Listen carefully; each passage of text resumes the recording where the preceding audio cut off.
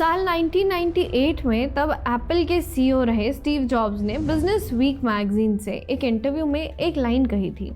ये लाइन थी, simple can be harder than complex. इसका मतलब है कि जो काम दिखने में जितना आसान दिखाई पड़ता है उसको करने के लिए कहीं ज़्यादा मेहनत लगती है। अब इस बात को याद रखिए और मेरे एक सवाल पर 10 सेकंड सोचिए। आप अगर इंस्टाग्राम चलाते हैं, रेगुलर मीडिया और यहाँ तक कि इंग्लिश न्यूज़पेपर भी पढ़ते हैं तो आपको सबसे ज़्यादा चर्चा किस बात पर दिखाई देती है? आज के समय में सेमीकंडक्टर कैसे बनाए जाए, भारत जेट इंजन में कैसे आत्मनिर्भर हो, हम स्मॉल न्यूक्लियर रिएक्टर्स में कैसे आगे बढ़ जाएं। इन सब बातों पर फैंसी आर्टिकल्स लिखे जाते हैं, वेबिनार होते हैं, बड़े बड़े टेक एक्सपर्ट्स, पॉलिसी एक्सपर्ट से लेकर खुद को इंटेलेक्चुअल समझने वाला हर आदमी इस पर बात करता है। लेकिन इन सबसे 1000 गुना सरल काम क्या है?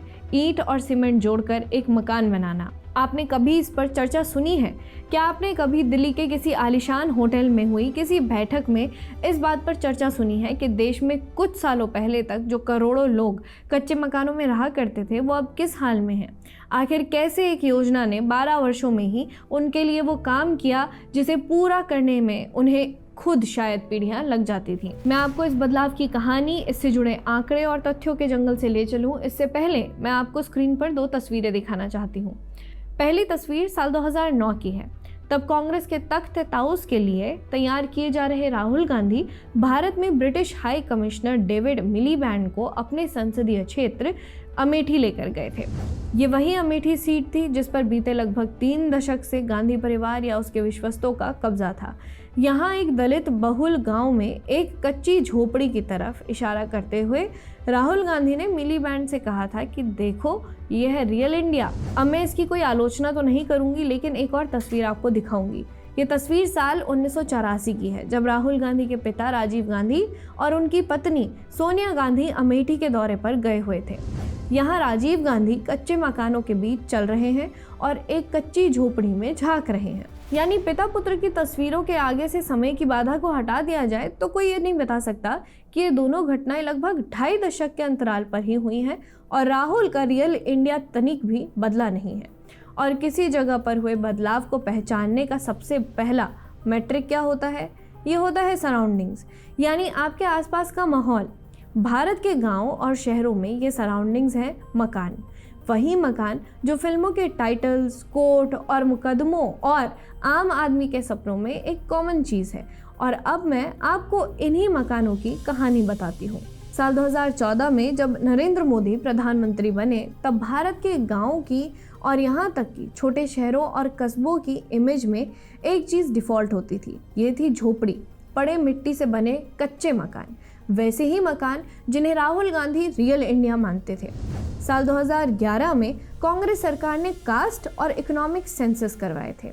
इस जनगणना ने बताया था कि देश के गांव में लगभग 7.9 करोड़ घर ऐसे थे जो कच्चे या अधकच्चे थे, यानी कहीं पूरा घर मिट्टी का बना था तो कहीं छत या दीवार कच्ची थी। इनमें से 5.4 करोड़ घर पूरी तरह से कच्चे थे। इसी सर्वे में देश के गांव के घरों का टोटल नंबर 17.9 करोड़ बताया गया था। इस हिसाब से साल 2011 में देश के लगभग 44% से ज़्यादा ग्रामीण घर कच्चे थे। ये तब था जब देश की आज़ादी को 60 साल हो चुके थे। नेहरू, इंदिरा, राजीव, मनमोहन, सबके कार्यकाल ये देश देख चुका था। और जिस रियल इंडिया की बात राहुल गांधी करते थे वो सिर्फ गांव तक ही लिमिटेड नहीं था, बल्कि शहरों की हालत भी कोई बहुत अच्छी नहीं थी।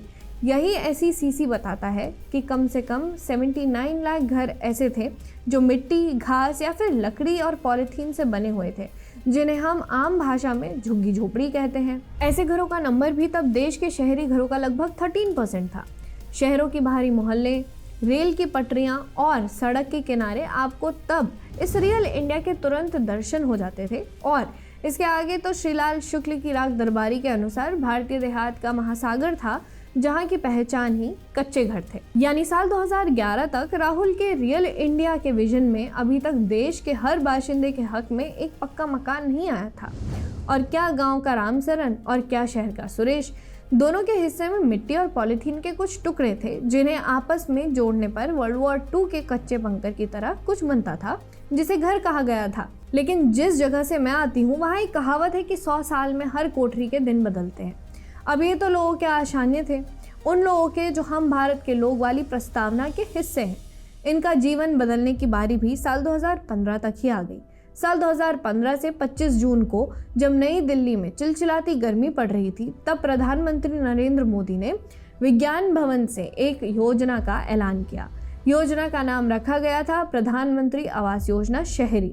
इसका लक्ष्य था कि देश के शहरों से पहले झुग्गी झोपड़ी को हटाया जाए, कच्चे मकानों को पक्के मकानों में बदला जाए। जो लोग अपना मकान बनाने में सक्षम नहीं हैं, उनको अपना मकान बनाने में सहायता दी जाए, ताकि देश की छवि सुधर सके और स्लम डॉग मिलियनेयर जैसी फिल्म बनाने वालों को किसी और जगह का रुख करना पड़े। इस योजना में सरकार ने बेहद साफ और सीधा लक्ष्य रखा था कि आप जितना मकान बनाते जाओगे उतना पैसा हम देते जाएंगे। शहरी इलाकों में सरकार ने 2.5 लाख रुपए देने का वादा किया। इसमें केंद्र और राज्य दोनों की भागीदारी होनी थी। याद रखिए, जब सरकार घर बनाने के लिए 2.5 लाख देने जा रही थी, तब देश की प्रति व्यक्ति इनकम मात्र 94,000 रुपये थी।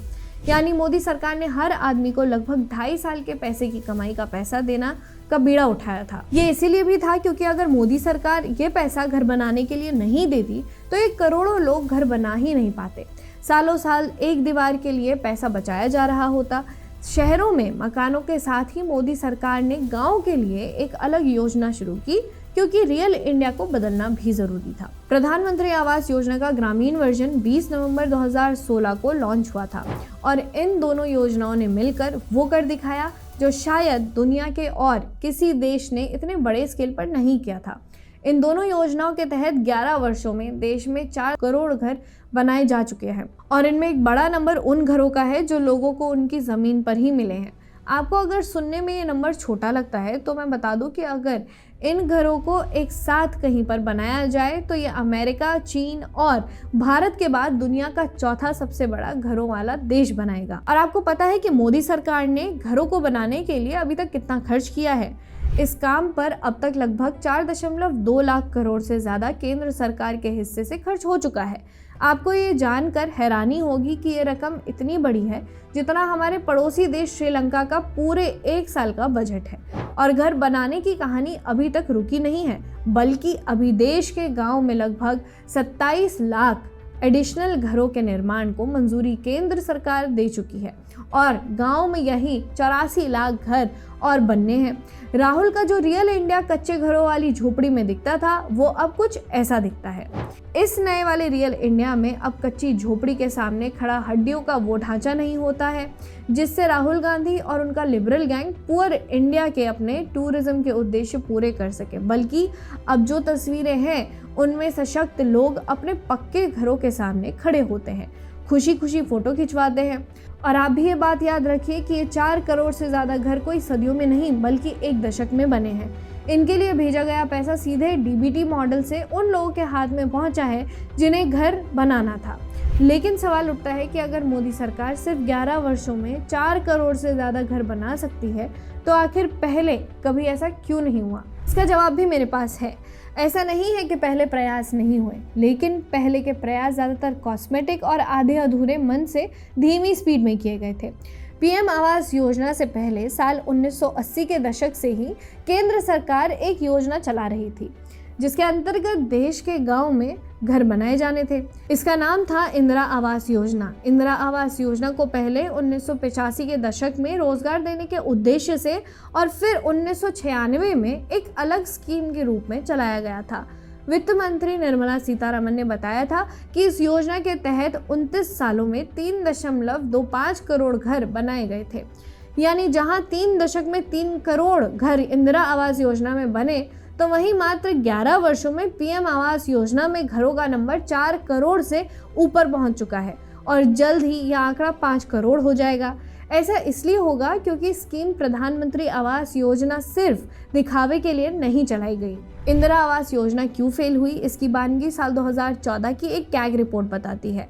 एक घर बनाने के लिए सबसे ज़रूरी कंपोनेंट होता है पैसा, और कांग्रेस सरकार इस योजना के अंतर्गत इतना कम पैसा दे रही थी कि इस अमाउंट में कोई घर बन ही नहीं सकता था। साल 2012 तक इंदिरा आवास योजना में घर बनाने के लिए लोगों को मात्र 45,000 रुपये दिए जाते थे। सोचिए, जिन वर्षों में देश में इन्फ्लेशन 10% पार कर रही थी, तब इस अमाउंट में क्या होता।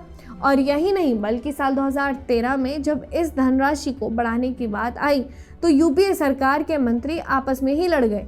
जयराम रमेश ने जहां पैसा बढ़ाने की बात की तो वित्त मंत्री पी चिदम्बरम इसमें काटपीट की बात पर अड़े रहे। साल 2013 में जब यूपीए सरकार ने ये पैसा बढ़ाया लेकिन 70,000 रुपये पर ही जाकर ये अटक गए। इतने पैसे में पूरी एक घर की यूनिट तैयार करना मुश्किल काम था। लेकिन इस योजना पर सिर्फ कम फंडिंग का ही दीमक नहीं लगा था, बल्कि यहाँ फंड मिलने के बाद भी समस्याएं कम नहीं थी। कैग को अपनी जांच में पता चला कि महाराष्ट्र में एक नाबालिग के नाम पर इंदिरा आवास योजना का मकान अलॉट कर दिया गया था। यही नहीं बल्कि गोवा में एक ही घर के सामने 2 लोगों ने फोटो खिंचाई और उनसे पैसा ले लिया गया था। कर्नाटका में पैसा उनको मिला था जो उसके हकदार ही नहीं थे, और झारखंड में जिन घरों को पूरा बताकर पैसा ले लिया गया था वो असल में अभी दीवार के ढांचे से ज़्यादा कुछ था ही नहीं। और तो और जो घर बन गए थे उनकी हालत भी बदतर थी और उनमें क्वालिटी का ध्यान नहीं रखा गया था। कहीं पैसा खर्च नहीं हुआ था तो कहीं गड़बड़ी से खर्च किया गया था। यहाँ तक कि लोगों को पक्के मकान देने के नाम पर योजना चलाई जाने के बाद भी इसके अंतर्गत कच्चे मकान ही बने रहे थे। यानी कुल मिलाकर ये योजना एक तरह से डिजास्टर ही थी। ऐसे में जब साल 2016 में पीएम मोदी ने आवास योजना ग्रामीण लॉन्च की थी तो ये सभी समस्याएं उन्होंने पहले ही खत्म कर दी थी। गांव में भी घर बनाने के लिए मोदी सरकार साल 2016 से ही 1.20 लाख रुपए देती आई है। यही कारण रहा है कि जहां इंदिरा आवास योजना में 314 दिनों में एक घर बनता था तो वहीं पीएम आवास योजना में यह नंबर घटकर 114 दिन हो गए थे। मैंने आपको वीडियो की शुरुआत में स्टीव जॉब्स के हवाले से बताया था कि सिंपल इज कॉम्प्लेक्स, यानी सरल काम सबसे कठिन होता है। मोदी सरकार ने इस आवास योजना के जरिए वही काम किया है। सेमीकंडक्टर और जेट इंजन शायद सही फंडिंग और सही टैलेंट को एक जगह पर इकट्ठा करके बनाए जा सकते हो, लेकिन देश के हर आदमी के सर पर छत इससे भी बड़ा टास्क था और इस टास्क में मोदी सरकार सफल रही है। उसने राहुल की तरह झोपड़ी वाला रियल इंडिया दुनिया को नहीं दिखाया, बल्कि रियल इंडिया की तस्वीर बदली है। आज अगर आप गांव में जाएंगे तो चारों तरफ कच्चे घर नहीं बल्कि पक्के मकान दिखेंगे। धूप बारिश के समय कोना पाकर सिकुड़ते बच्चे नहीं बल्कि आराम से आंगन में खेलते हुए बच्चे दिखेंगे। ये काम भले ही कूल ना हो लेकिन जरूरी था, और जो जरूरी था उसे मोदी सरकार ने किया है। देखते रहिए ऑप इंडिया।